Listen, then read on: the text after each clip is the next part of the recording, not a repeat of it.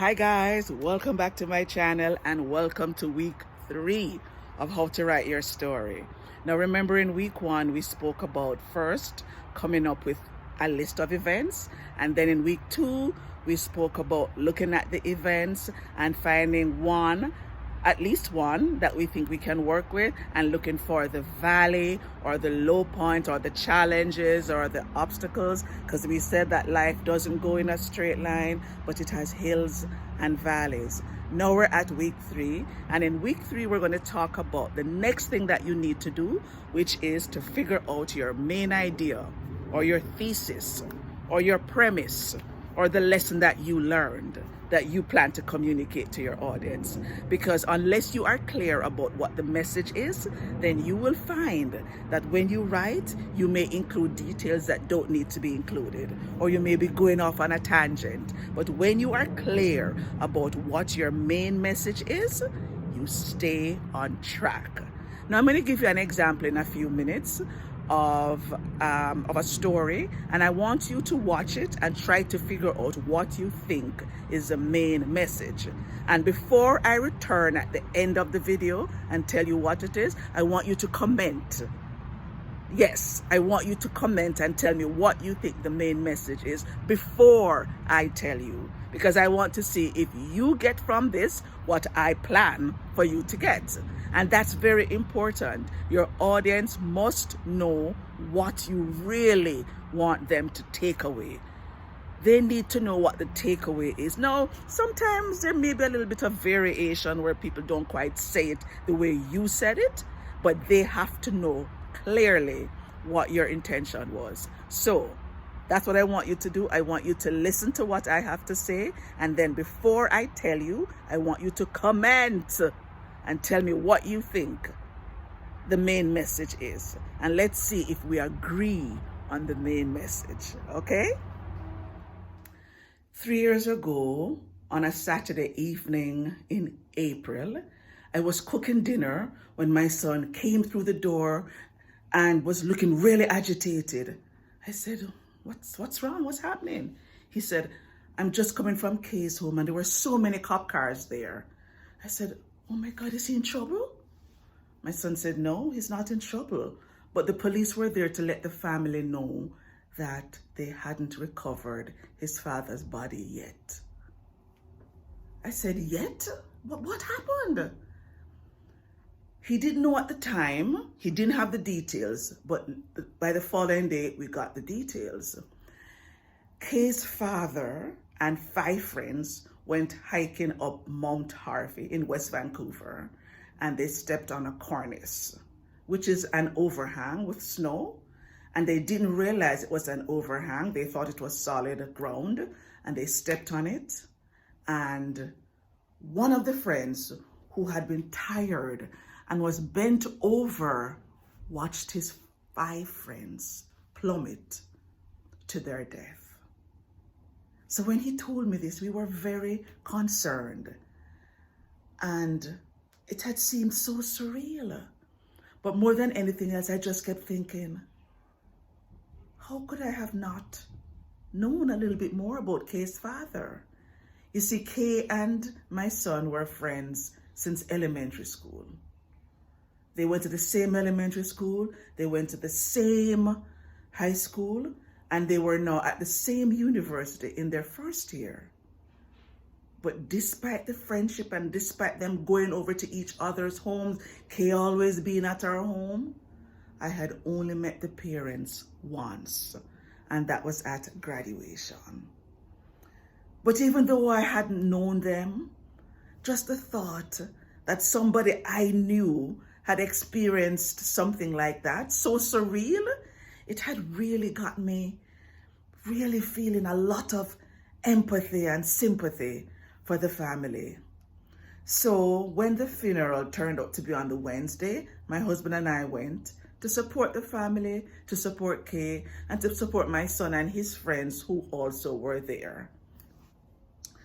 When we got to the funeral, I approached the church door.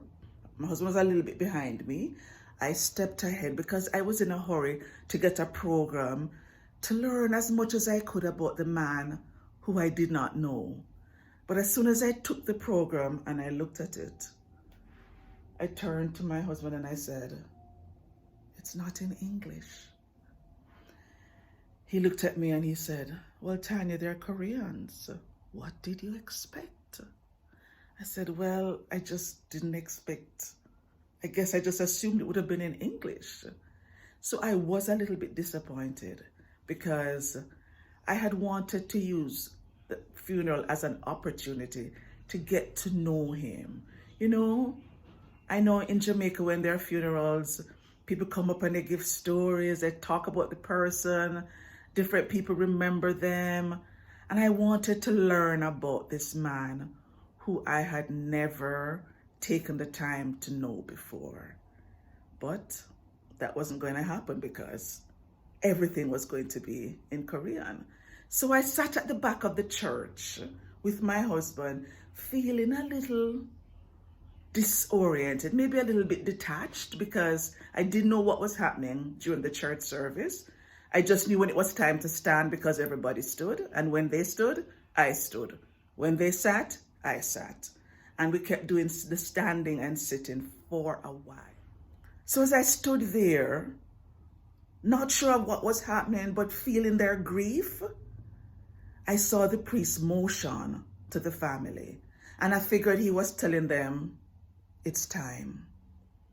It's time to look at the body for the last time. So when I saw the priest do that, I turned around and I started to look in another direction, because before I knew it, my body was feeling warm. I felt my face getting hot, and before I knew it, tears were streaming down my face. So I thought, no, I'm not going to do this. I'm not going to be the woman at the back of the church who doesn't know the deceased, who is crying and crying. So I turned away and I started to talk to myself. You know, I started to say, "Come on, Tanya, you can't do this. You can't do this. You didn't know him. No, you can't do that." And when I thought I had gotten myself under control, I heard a gut-wrenching, blood-curdling scream. It was a wail from the wife. And immediately, I started to cry. I could no longer hold the tears back. So I turned around and I reached for my bag because I needed tissue. So I started to go through my bag, looking for the tissue. I found sunglasses. I took those out. I took out my wallet. I took out the gum. I took out the Tic Tac. And I had reached almost the bottom of the bag and there was no tissue. So I was panicking, wiping my face, really feeling a bit flustered. And before I knew it, I felt a tap on my shoulder. And I jumped and looked around because who could be tapping me on my shoulder? And when I looked, I saw this little Korean woman, red eyes, holding a box of tissue towards me. I looked at her, I looked at the tissue, I said, "Thank you." And then I just quickly grabbed a tissue, gave her back the box, and I just plopped myself back on the seat because I could no longer stand. I felt such grief and sorrow. And before I knew it, I was weeping. I was weeping for the wife who only got 3 days to get accustomed to the fact that her husband would never come home again. I was weeping for Kay, the son, who would never see his father again. A son who was on the cusp of manhood, who would never be able to laugh and chat with his father. And his father would not see him graduate from university. I was weeping for the congregation because I realized he was a man of faith. And the congregation members must have been saying, how could God allow that to happen? I was weeping for the friend who watched his 5 friends plummet to their death. And even though he probably was feeling relief, I figured he was feeling guilt also. And I was weeping for the other family members of the other 5 people who died, because they too had to be grappling with this uncertainty, with this unplanned tragedy, with this unexpected sadness.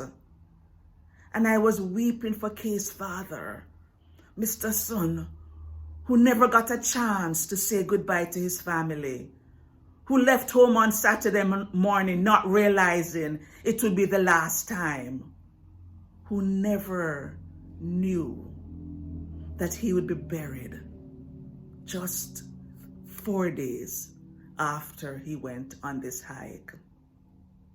And as I sat there crying, I thought it was ironic that I thought that I wouldn't have enjoyed the funeral and I wouldn't have benefited because I didn't speak Korean.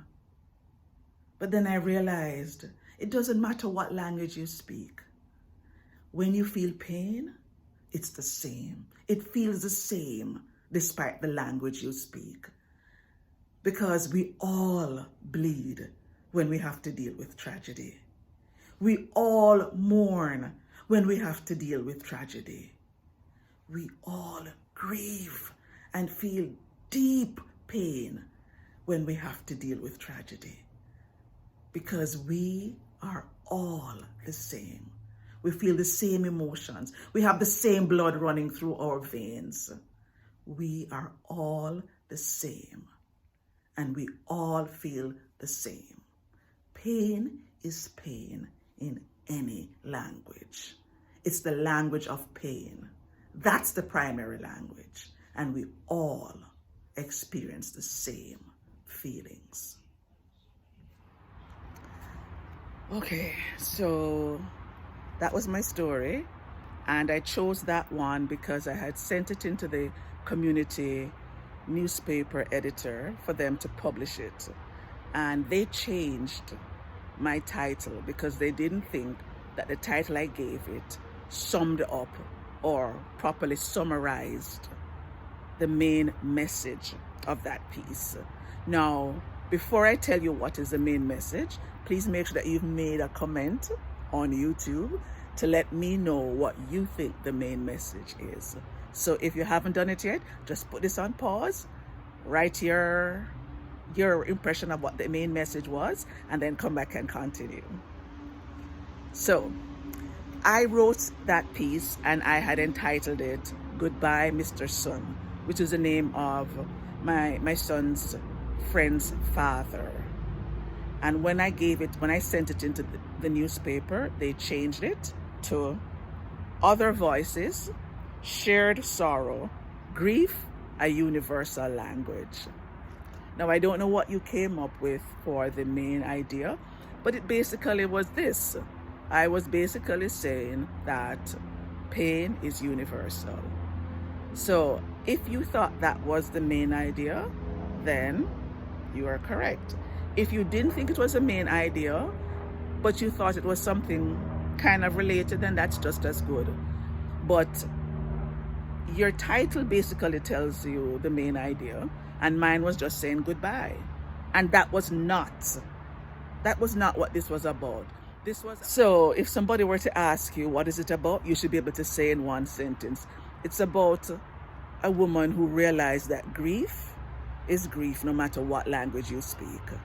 And that's the main point or the main idea or the premise. Now, when you have your premise in mind, it allows you to make the right decisions in terms of who to include in the story, what to include, what details to leave out, what things to just barely mention, because you have a focus. And if your focus is on one thing, on making this one message clear, then that would help you to figure out what to leave out and what to put in. So for this week, if you already have your story idea and you found your valley, now you need to come up with a very clear statement about what your thesis or your premise is. It's not a word, it's a sentence or a phrase anyway. So I couldn't just say my story is about grief. That's just a word. It could be the theme, but that's not the premise. The premise has to be a sentence. So grief is universal, not grief, but grief is universal. So find your premise or your teaching point or your main idea. And once you have that, now you're ready to structure your story. And that's week 4, how to now put it together in a structure that makes most sense. So tune in next week, and in next week's video, we'll be talking about how to structure your story. And that's going to be very interesting. So thank you for joining me. I hope this was useful today. And please remember to like, share, comment, and subscribe. Remember, when you see my face, click on the face, and that's all you need to do. So at the end of this video, I'm going to have the links to the first step 1 and step 2, since some of you probably missed it, so you can see what we've been talking about, and you can be up to speed and you can have your story ready, so that next week when we get to step 4, you can put your story together and it will be story worthy. So until next week, thanks again for joining me, and I'll see you in the next video. Bye for now.